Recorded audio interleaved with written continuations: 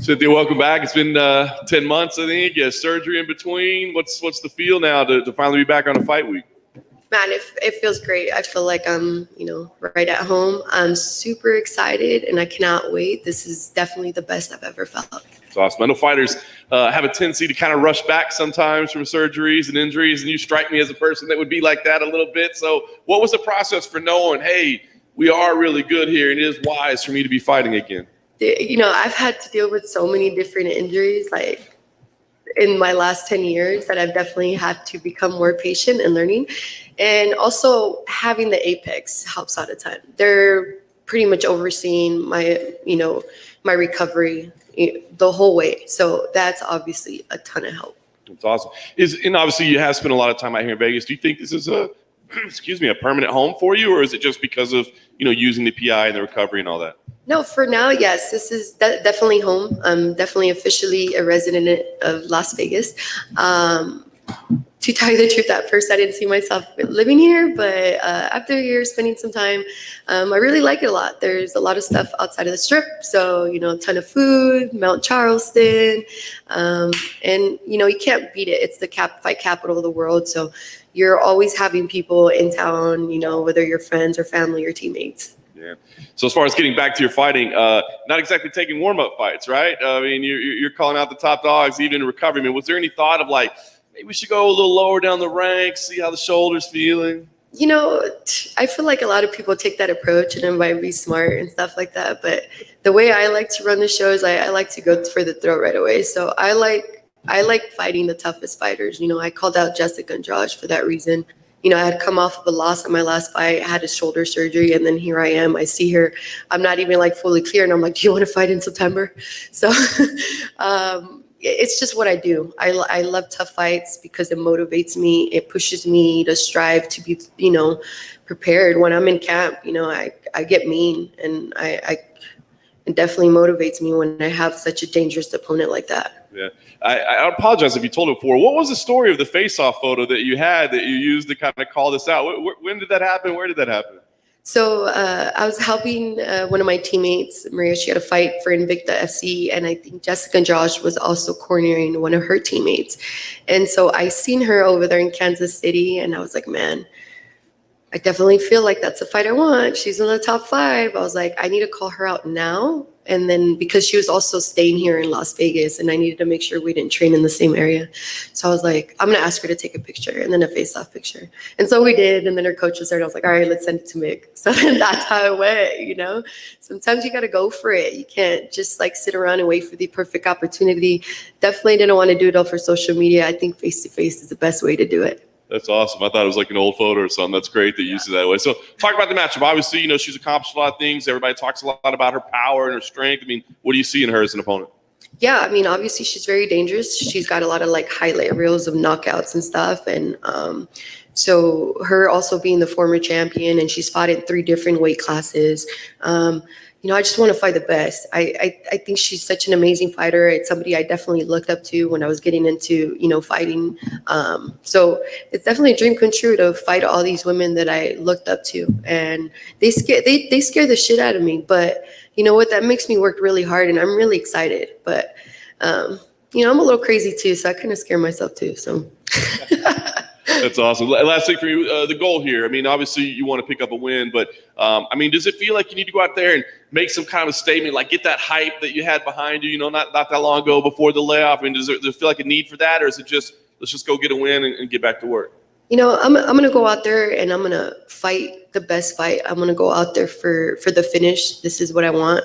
I have something to not necessarily prove to everybody else, but to myself.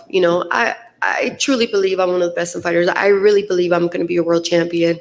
Sorry, I kind of got lost because I was like running on. But yeah, I really feel like I belong out there. I don't want to go on there and be like, put so much pressure on me about it. I'm just going to go out there and get the win whatever way I can. And I really believe it's going to be a great night of fight. Let's just say that. We're going to get the finish, whether standing or on the ground. Cynthia, right here. I know you've been a flyweight for a bit now, and it's been a while since your last fight, but I remember something Dustin Poirier said when he went from featherweight to lightweight, that it was easier to make the weight, but it took him a while to feel like a lightweight rather than just a featherweight that wasn't cutting weight. Did you go through the same thing at all? Did you just feel like a strawweight that wasn't cutting weight, or did you just feel like a flyweight right away, your body adjusted? I felt at first it was a little bit in between for sure, where I felt like I was too big for strawweight and too small for a flyweight. But now, having to have my shoulder injury and sitting out and working with the Apex, I definitely feel like a true flyweight. I guess, you know what, I honestly feel like I was always a true flyweight. The issue is that I think we were all just cutting a lot of weight. I think everybody's getting a lot better about like not having these drastic weight cuts. But I felt like I should have been a flyweight. At the time when I first started, there was no flyweight division. Honestly, I don't even know how I made 115, but yeah. Cynthia, over here. Have you brought in anyone specific to kind of replicate Jessica for this camp? No, I didn't bring anybody specific into this fight camp. Luckily for me, there is a lot of training partners here in Las Vegas. I did have one specific partner who happens to be shorter than me, and he's like the same height as Jessica Andrade. His name's Aleko Poinier. He's a professional out of Extreme Couture and 10 Planet. And yeah, he pretty much helped me out for the most of my rounds. I was able to use it because obviously she's short and kind of big, and that's exactly how he was. So I did find a good training partner. Very cool. And, you know, she's a former champion, of course. So does that kind of make this fight feel like a title fight before a title fight for you? Obviously a big name, big spot.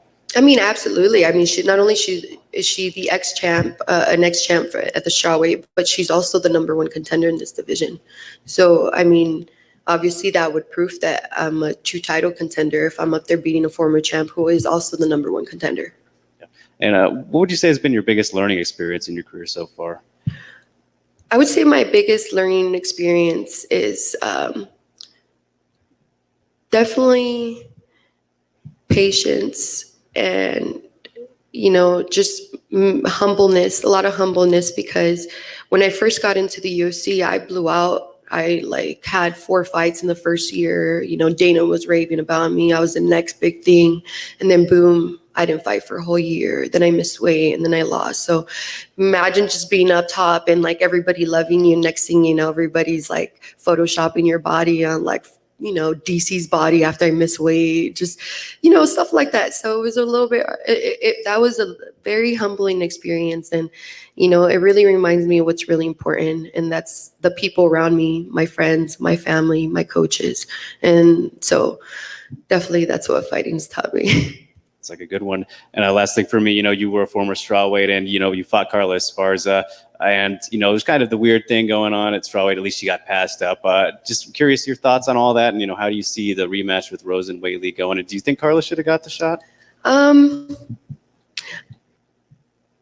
kind of do feel like Carla should have got the next shot, but either one of them, you know, but I do feel like Carla has been working extremely hard to get back there in the title shot. And I think eventually that fight will happen. And I think it's a fight that they can definitely sell, just because we know that Carla Esparza became champion by choking out Rose Namajunas. So it's something they're definitely going to put on together in the future. I felt like she should have had the shot, but you know, that Whaley versus Rose is obviously a great fight as well. For sure. Best of luck. Thank you. Sí.